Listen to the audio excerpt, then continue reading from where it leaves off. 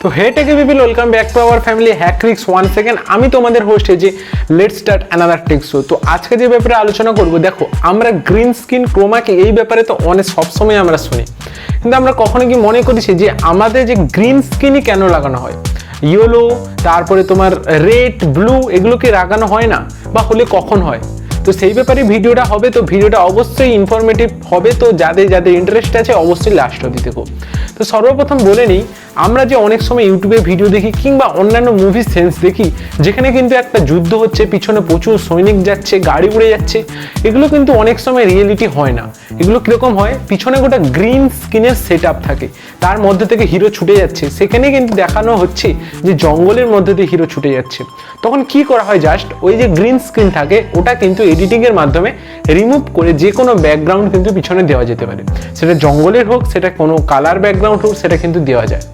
এবার এইখানে কোশ্চেন আসছে যে আমরা পিছনে শুধু গ্রিন স্ক্রিনের সেটআপই কেন রাখি? এগুলো তো হলুদ, লাল, ব্লু এগুলো হতে পারতো, তো গ্রিন কেন?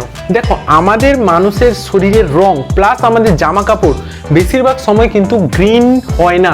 দেখবে গ্রিন কালারটা অন্ধকারের মধ্যেও চোখে পড়ে। কেন? গ্রিন কালারটা কিন্তু এমন একটা কালার যেটা আমাদের সচরাচর কিন্তু আমাদের মানুষের ধরো জামা কাপড় কিংবা যে স্কিন কালার হয় না।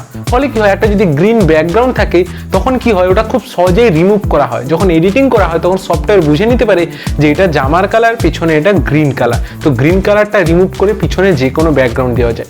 কিন্তু ওটা যদি জাস্ট ধরো ব্রাউন হলো, তখন কি হচ্ছে, আমাদের গায়ের স্কিনও ব্রাউন, পিছনেও ব্রাউন, তখন কিন্তু চেঞ্জ করতে অসুবিধা হতো। এবার কোশ্চেন আছে যে কেউ ধরো গ্রিন জামা পরে সামনে দাঁড়ালো গ্রিন স্কিনে, তখন কিন্তু গ্রিন জামাটাও কিন্তু ব্যাকগ্রাউন্ড হয়ে যাবে, কারণ সফটওয়্যার কিন্তু বুঝতে পারবে না। কিন্তু এখানে একটা কোশ্চেন আছে, বিভিন্ন সিনেমার ক্যারেক্টার কিংবা যেখানে যারা কিন্তু গ্রিন হয়, মানে ক্যারেক্টারের জামা গ্রিন থাকে কিংবা পিছনে ধরো কোনো ক্যারেক্টারের কালারটাই গ্রিন হবে, তখন কি করা হয়, তখন কিন্তু ব্লু বা কিন্তু রেড ইউজ করা হয়। বলে রাখি তোমাদের, ব্লু রেড এগুলোও কিন্তু ইউজ করা হয় কখন, যখন একটা ক্যারেক্টারের রং কিন্তু সবুজ হচ্ছে, তখন কিন্তু সে যদি গ্রিন স্ক্রিনের সামনে দাঁড়ায় তাহলে তার গায়ের রঙও কিন্তু ব্যাকগ্রাউন্ড হয়ে যাবে। তাই সেখানে কিন্তু তার পিছনে লাল বা ব্লু লাগানো হয়, যাতে কিন্তু এই গ্রিনের সাথে কোনো রকমের ম্যাচ না খায়।